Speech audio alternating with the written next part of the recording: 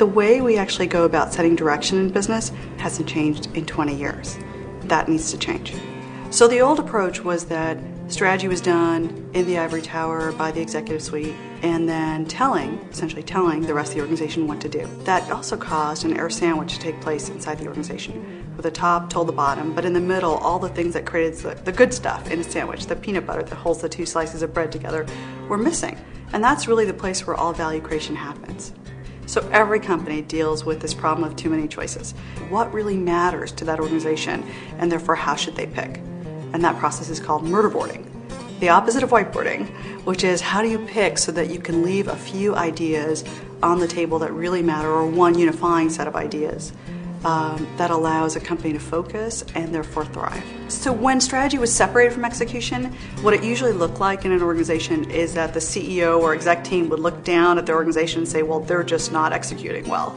And usually the team that was responsible for execution would look up at their executive team like, well, you just don't get it. And the reality is both are true, right? You need to come together and actually understand what matters and what can we do, and how do you combine those things to set direction quickly and still move forward. And that's the new hat.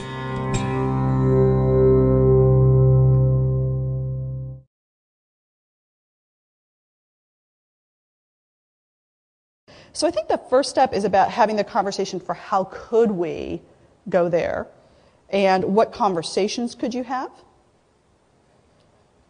Who could you learn from, or what could you learn, and what first action could we take? And quite often when people go and try to set an ambitious goal, especially one that seems like such a stretch, they actually try to make the first action big. And I would actually suggest make it really small. To take the first small step. So my first step to being CEO wasn't to make myself business cards or to hire a bunch of people or all these other things, right? It was to go, okay, what would I need to learn first? What would just be one step towards that? One step, one small step. And I think the smaller we make the step, actually, the easier it gets, because once we make a step and we have an accomplishment, then we can take a second step and we can take an accomplishment. And if we set it up so big, then all it feels is like we're striving but not achieving. Singing your own song, to me, is all about figuring out what is your own truth, what is your own place. And if your song is in the kitchen, go sing it in the kitchen. If your song is at the boardroom, go sing it in the boardroom. But only you have that song. And you have to figure out what that is, because that is your responsibility. And specifically how we can accomplish better results through collaborative strategy. But there's a whole section I do in the book about how we all need to step up. Because we're complicit in how business has worked today. You know, when we have the top of the organization tell the bottom of the organization what to do, and don't actually have the connective conversations that allows that air sandwich to be filled, we're complicit. We're complicit when we sit in a meeting and someone asks us any questions and we kind of go like this. You know, and we stare at the wall and we hope that that crack in the wall is really interesting for a minute because we really don't want to answer the question. We're complicit when we don't allow enough time in meetings to have a meaty conversation, and we just hope everyone will go along. We're complicit in how business is working today, and we're complicit in our own lives when we do not figure out what is it that we're especially good at. That is your responsibility to yourself. And go live that. So, you know, finding that clarity, and when your gut says to you, this isn't quite who I am, let's listen to that gut. You know, the time in which I drew that picture of the house and the hill, I think I was a grade level 35, which is like a step above admin at the time, right? And I find it just really amusing because if I'd shared that picture with anyone else around me, they would have thought I was freaking insane, or that I had hubris, right? And really what I had was a vision. And that's, by the way, it might look the same on the outside as hubris to someone else. I don't really care. It's not about somebody else. It's about what is it about? It's about finding a way to fulfill your mission and do your work. Sometimes with the privilege comes a responsibility, right? There's that Spider-Man quote.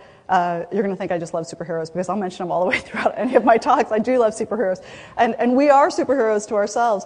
But when we listen to our spidey sense, we really know what it is we can do. Businesses also have their own spidey sense, by the way. Sometimes they just don't pay any attention to it. The core competency is what we called it in business. right? What is that business fundamentally good at? And then how do they do more of that? And sometimes what they do is they measure themselves against their competitors, right? Well, this competitor is doing this, and this competitor is doing this, and this competitor is doing this, so maybe we should do all three of those things, then we'll be better. How many of you guys have ever seen that one work? Yeah. That's Nortel Networks, okay? And if you remember, I think they're going under bankruptcy right now. That's GM. That's currently owned by the government. Those are companies that have failed because they did not understand what their core strengths were and then how to monetize those core strengths. So that's incredibly important from business. And then on a personal side, with that set of privilege comes responsibility. You cannot, in my opinion, you cannot not find your song. That is your responsibility. Right? And so the more you limit your voice, the more you hold back what it is your contribution is at the table, the more you go inside, let's say, a business context, and you let somebody say something that you violently disagree with because you know what's right for the business, you have failed.